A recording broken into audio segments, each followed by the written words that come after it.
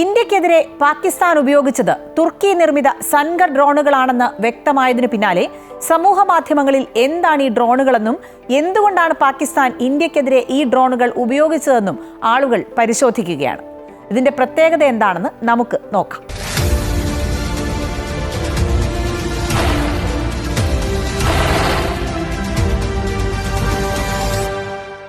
എതിരാളികളുടെ കണക്കുകൂട്ടൽ തെറ്റിച്ചുള്ള ആക്രമണങ്ങൾക്ക് ഉപയോഗപ്പെടുത്താം എന്നതാണ് ഇതിന്റെ ഏറ്റവും വലിയ പ്രത്യേകത.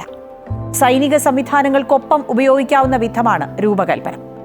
400 മുതൽ 450 കിലോമീറ്റർ വരെ പ്രഹരശേഷിയുള്ളവയാണ് സൻഗർ ഡ്രോണുകൾ. ഡ്രോണിന് 140 സെന്റിമീറ്റർ വീതിയും പരമാവധി ടേക്ക് ഓഫ് ഭാരം 45 കിലോഗ്രാമുമാണ്.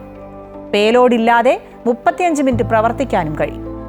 ഇതിലെ portable unmanned aerial system UAS 5 kilometre പരിധിയിലെ തത്സമയ ദൃശ്യങ്ങൾ നൽകാൻ കഴിയുന്നതാണ്. ഭൂനിരപ്പിൽ നിന്ന് 300 മീറ്റർ ഉയരത്തിൽ വരെ പ്രവർത്തിപ്പിക്കാവുന്ന സംവിധാനം സമുദ്രനിരപ്പിൽ നിന്ന് 3000 മീറ്റർ വരെ ഉയരത്തിലുള്ള പ്രദേശങ്ങളിലും ഉപയോഗിക്കാനാകും. പകലും രാത്രിയും നിരീക്ഷണത്തിനുള്ള സംവിധാനവും ഇതിലുണ്ട്.